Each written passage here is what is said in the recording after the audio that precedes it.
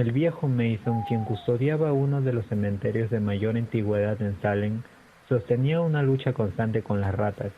Generaciones antes había llegado al cementerio una colonia de ratas desde los muelles, y cuando Mason ocupó su cargo, luego de que el guarda anterior desapareciese inexplicablemente, tomó la decisión de exterminarlas. Al inicio esparcía veneno y trampas alrededor de sus madrigueras.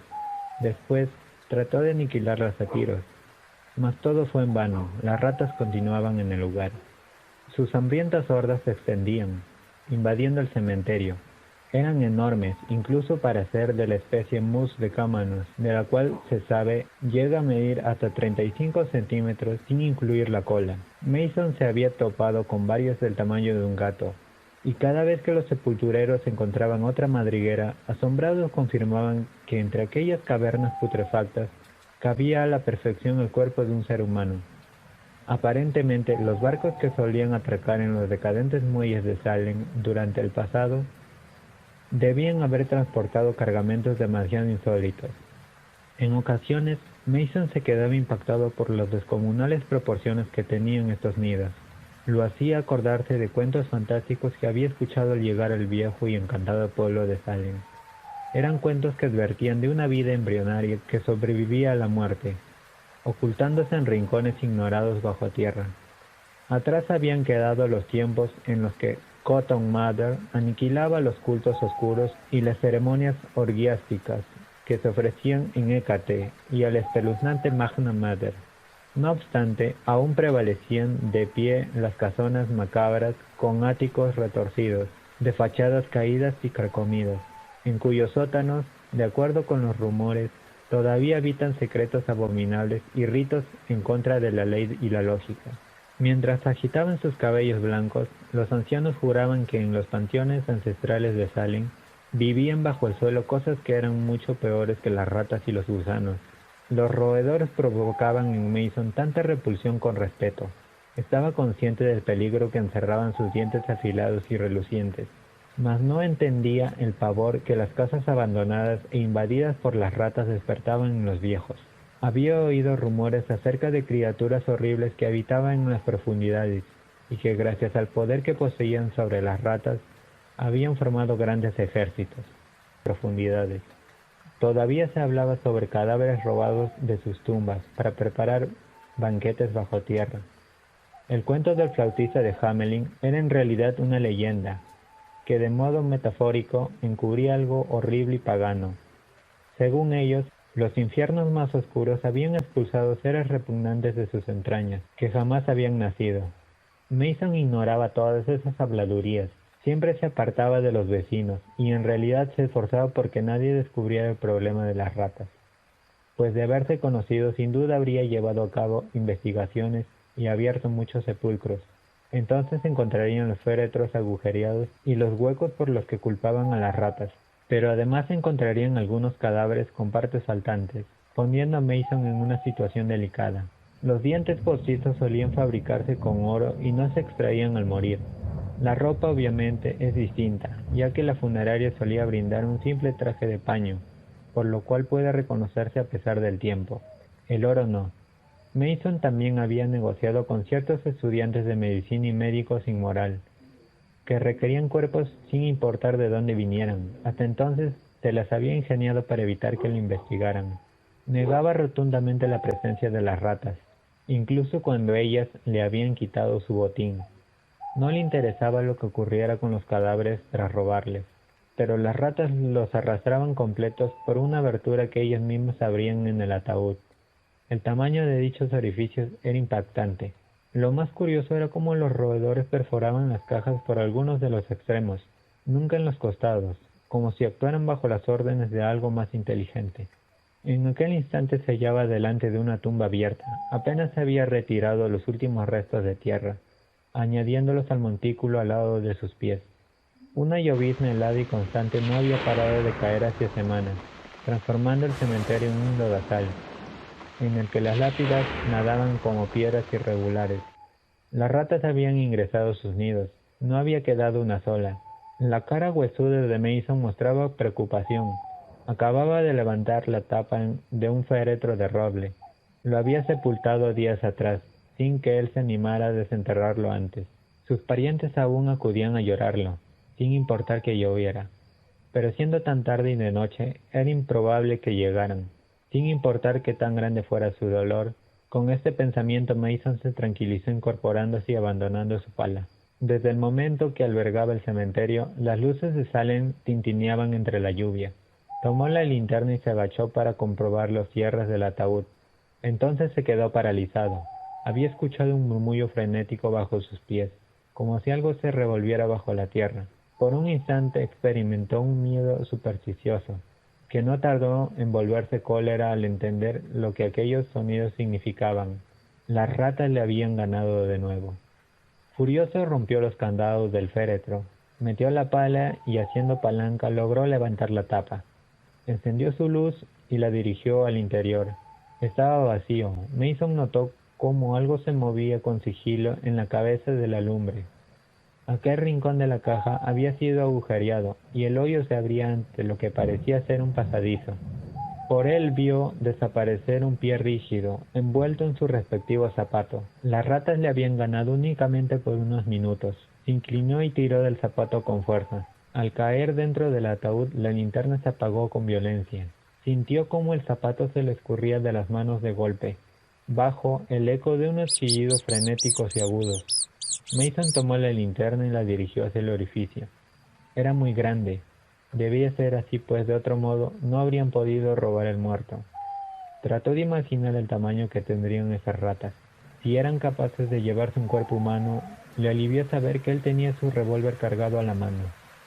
Si hubiera sido el cuerpo de una persona cualquiera, Mason se lo habría dejado a esas alimañas antes de entrar por ese claustrofóbico túnel.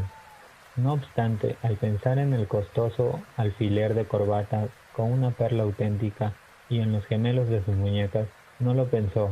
Se colocó la linterna en el cinturón y avanzó por la madriguera.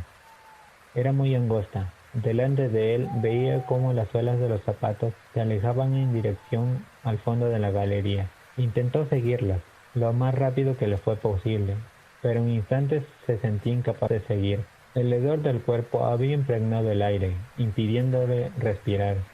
Fue ahí cuando se dijo que, si no lograba alcanzarlo, volvería. El terror sacudía a la nación, pero la codicia le impulsaba a seguir adelante, así que siguió, pasando de largo por los túneles. Los muros del pasadizo estaban pegajosos y húmedos.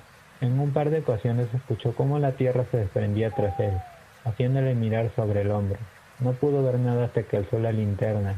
El lodo había obstruido el pasaje casi por completo. La peligrosa situación hizo latir su corazón con fuerza, revelándole una verdad espantosa. No quería pensar en un hundimiento. Optó por dejar de lado su objetivo, aun cuando casi alcanzaba el cuerpo y a los temibles seres que lo transportaban. Sin embargo, había otro detalle, uno en el que no había pensado. La madriguera era demasiado angosta como para que pudiera darse vuelta. Sintió pánico y entonces se acordó del túnel lateral por el que acababa de pasar, retrocediendo con dificultad hasta ahí. Metió las piernas y consiguió darse vuelta. Se arrastró con desesperación a la salida, ignorando el dolor de sus rodillas. Entonces sintió una punzada en su pierna. Unos dientes afilados transportaban su carne. Pataleó con frenesí para escapar de sus atacantes y escuchó un chillido intenso, seguido por el murmullo apresurado de patas que emprendían la huida. Dirigió la linterna hacia atrás y se estremeció de terror. Varias ratas lo observaban con atención. Sus ojos malévolos relucían ante la luz. Estaban deformes y eran del tamaño de gatos. Tras ellas, una silueta oscura se desvaneció en la penumbra, pero eso no le impidió sentir miedo ante sus descomunales proporciones. La luz detuvo a los roedores por unos instantes, antes de que volvieran a acercarse con cautela, con los dientes pintados de escarlata. Mason sacó su pistola con dificultad y apuntó. No se encontraba en una buena posición. Tuvo cuidado de apuntar hacia las zonas húmedas del túnel para no lastimarse. El impacto le ensordeció unos momentos. Luego, en cuanto el humo se disipó, verificó que las ratas no estaban. Guardó el arma y volvió a reptar con rapidez por el pasadizo. Mas no tardó en volver a escuchar cómo las alimañas corrían, abalanzándose sobre él. Invadieron sus piernas, mordiendo y chillando con locura. Mason gritó al tiempo que cogía la pistola. No se disparó de milagro. Sin embargo, las ratas no retrocedieron tanto esta vez. Él aprovechó para arrastrarse tan rápido como podía. preparado para abrir fuego ante el siguiente ataque. Escuchó el movimiento de sus patas e iluminó nuevamente con la linterna. Una gran rata grisácea se detuvo para mirarlo, moviendo sus bigotes y balanceando su repugnante cola de lado a lado. Le disparó y se retiró corriendo. Siguió reptando. Se había parado a descansar un segundo, al lado de la entrada de otro túnel, cuando se percató de un bulto extraño bajo la tierra húmeda a pocos pasos de él. Pensó que era un montículo que se había desprendido del techo, hasta que vio que se trataba de otro cuerpo humano, una momia seca y árida que se movía hacia él. Bajó la luz de la linterna, contempló su cara horrible a pocos centímetros de la suya, el semblante de un cadáver que había estado enterrado largos años, reanimado por aquellas criaturas infernales. Sus ojos estaban hinchados y vidriosos, expresando su ceguera. Al encontrarse con Mason, el cuerpo emitió un gemido lastimero a través de sus labios podridos, que formaron una moca hambrienta. A Mason se le heló la sangre. Cuando aquel cuerpo estaba por alcanzarlo, se introdujo a toda prisa por el túnel lateral. Escuchó que arañaban bajo la tierra de sus pies y el gruñido perplejo de la rata que lo seguía. Mason miró hacia atrás, gritó e intentó escapar aterrorizado a través de la madriguera. Se arrastraba torpemente mientras las piedras le abrían heridas en sus rodillas y manos. El lodo le cubría sus ojos, mas no se atrevió a parar un solo segundo. Siguió corriendo a gatas, gimiendo, rezando y dejando escapar maldiciones. Las ratas chillaron victoriosas y se le fueron encima con miradas voraces. Mason por poco se rindió ante sus dientes, pero una vez más consiguió liberarse de ellas. Lleno de pánico, se sacudió, gritó y disparó hasta quedarse sin municiones. Había ahuyentado a las ratas.